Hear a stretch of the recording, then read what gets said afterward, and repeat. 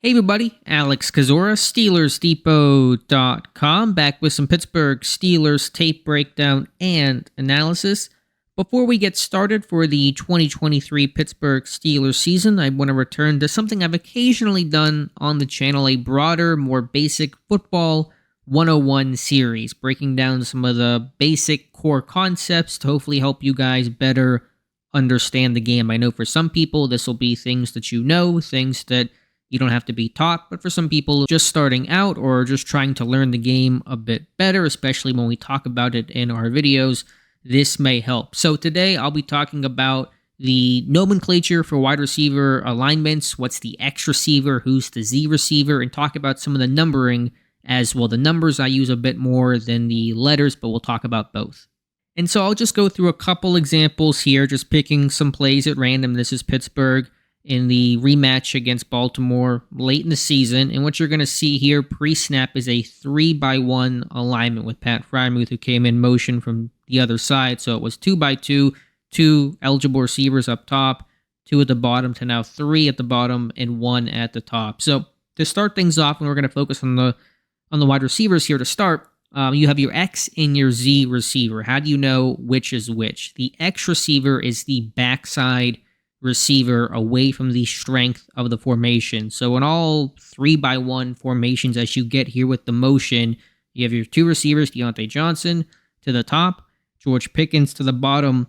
Diontae is away from the strength, away from the numbers of the formation, and so he's going to be the X receiver. So the X receiver is the backside wide receiver to the formation. That's typically where Diontae Johnson aligns. You think about Antonio Brown in his heyday, he was almost always the backside X receiver. That creates one-on-one matchups. It forces teams to either rotate and double or creates that 1v1 game for the receiver to exploit. So backside receiver away from the formation to the weak side of the formation, he is the X. The Z is the opposite. He is to the strength of the formation to the bottom. That is George Pickens. So the three receiver side, three receiver surface, the Z receiver is going to be to the strength. And so you have three at the bottom, one at the top, 3-by-1 formation, Z receiver at the bottom, X receiver at the top.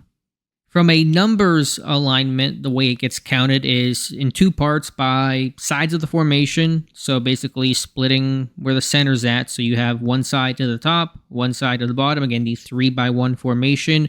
And you count outside in. And so the furthermost outside receiver to the bottom is number 1. The second most outside receiver, but somebody aligned in the slot, is number 2, and so on and so forth. So that's number 3. Now to the top, it's the other side, and so that is number 1. And so I'll put on screen right now with just the text of the numbers to visually show it. So it's 3-by-1. Pickens is the number 1 receiver to the strength to the trip side. Pat Freiermuth is the number 2 receiver who's aligned in the slot. And then Zach Gentry, the tight end, call him number 3 to the top, backside X receiver, and that's Diontae Johnson. He is the number 1 wide receiver. So you have two number 1 wide receivers on display. If this was 2-by-2, you'd have number 1, number 2 to the bottom and to the top.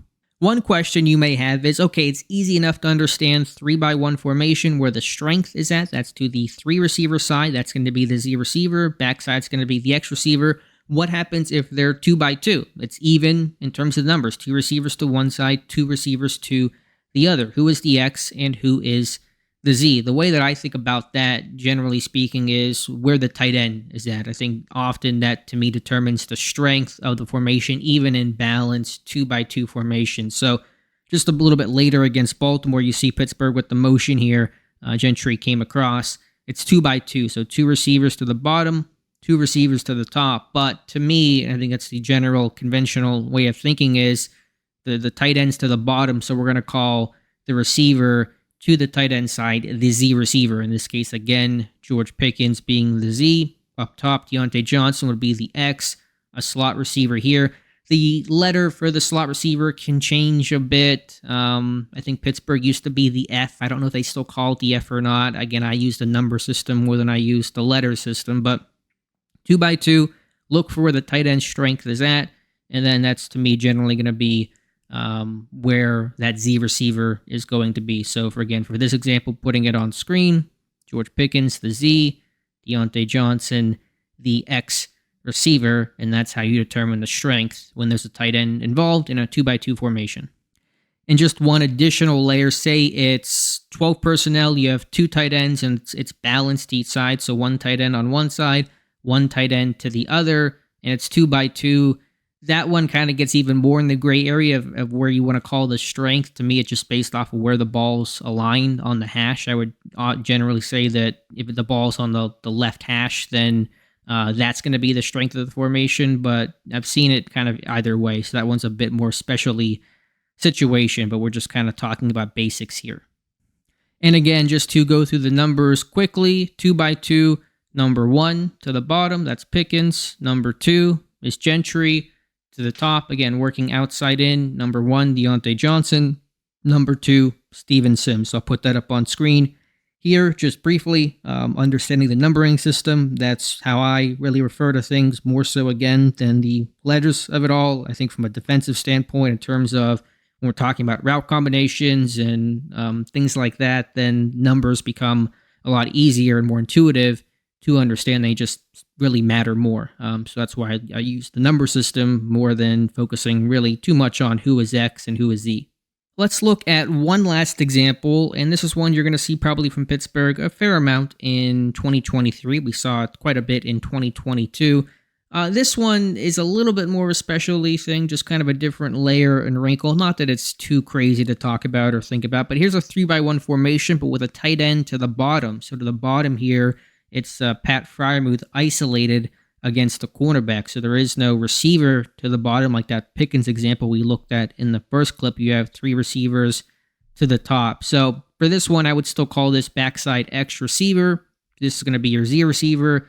And then again, counting from a number standpoint, number 1, number 2, number 3, number 1 to the bottom. Although I think when in terms of game planning and kind of thinking about what this formation is, I think a lot of coaches, and I call this Y nub. And so just a sole tight end. Now, it's sometimes, that Y nub is if he's in line and he's got his hand on the ground, you may see 3x1 like that. I still call this Y nub, even though he's detached, just to paint that picture of the defense that it's a 3x1 look, but there's a tight end backside. And that just helps create some matchup issues. Again, do you want to roll coverage? Do you want to have this 1v1, a bigger tight end on generally a smaller corner, or will they walk a linebacker out? I'll run this play through. They actually attempt the pass here to Freiermuth. The pass is a bit inside. It falls incomplete, but you saw a lot of these backside throws to Pat Freiermuth, a lot of back shoulder plays, fades. I think you're going to see more of that to Freiermuth and potentially Darnell Washington in 2023. So just one other small wrinkle to it, 3x1, which is standard, but you get the tight end to the backside to the bottom. I would still call that the X, but if in terms of game plan, scouting report these things, I would say they're kind of running a lot of these Y nub looks with this tight end isolated backside. So that will do it for today's video. I know there wasn't a lot of actual tape and me clicking through a play. If that's your jam, I apologize for that. The outcome of the plays don't really matter, and I don't even know what they were besides that last one we looked at. So I'm just kind of doing some very basic football teaching, some of the 101 that may be important and useful for you guys just learning the game or wanting to learn more or just refreshing things to check out, because there aren't always a ton of these kind of foundational resources, especially on YouTube.